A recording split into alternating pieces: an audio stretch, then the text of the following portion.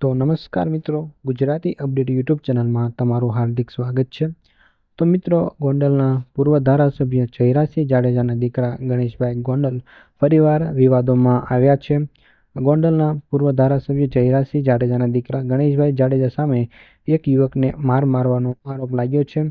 મિત્રો, યુવકના પિતાએ આ મામલે ગોંડલ પોલીસ સમક્ષ લિખિતમાં રજૂઆત કરી છે।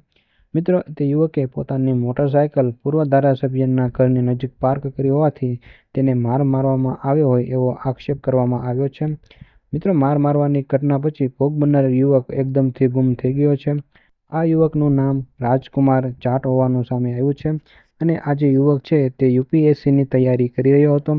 મિત્રો, આ ફોટોમાં તમે જોઈ શકો છો કે આ ભોગ બનનાર વ્યક્તિ છે।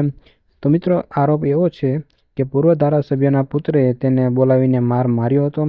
રાત્રિના સમયે તેને મારવામાં આવ્યો હતો અને ત્યાર પછી તે યુવક રૂમ પર ગયો હતો, પરંતુ વહેલી સવારે રૂમ પરથી તે એકદમ ગાયબ જ થઈ ગયો હતો।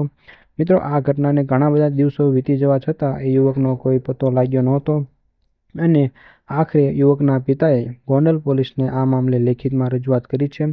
યુવકના પિતાએ રજૂઆત કરી છે કે પોલીસ જેમ બને એમ જલ્દી તેમના પુત્રને શોધી આપે અને આ મામલે જવાબદાર લોકો સામે કાર્યવાહી કરવામાં આવે। તો મિત્રો, ફરી એકવાર ગોંડલના પૂર્વ ધારાસભ્ય જયરાજસિંહ જાડેજાના દીકરા ગણેશભાઈ ગોંડલ ઉપર આરોપ લગાવવામાં આવ્યો છે કે તેમણે એક યુવકને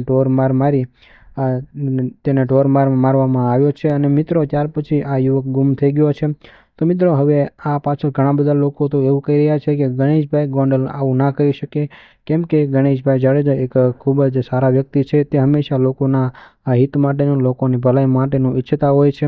તો મિત્રો, તમારું આ વિડીયો વિશે શું કહેવું છે કોમેન્ટમાં જરૂરથી જણાવજો અને આવી ગુજરાતને લગતી અપડેટ્સ જો તમે મેળવવા માંગતા હો તો વિડીયોને એક લાઇક કરી દેજો અને સાથે સાથે ચેનલને સબસ્ક્રાઈબ પણ જરૂરથી કરી દેજો।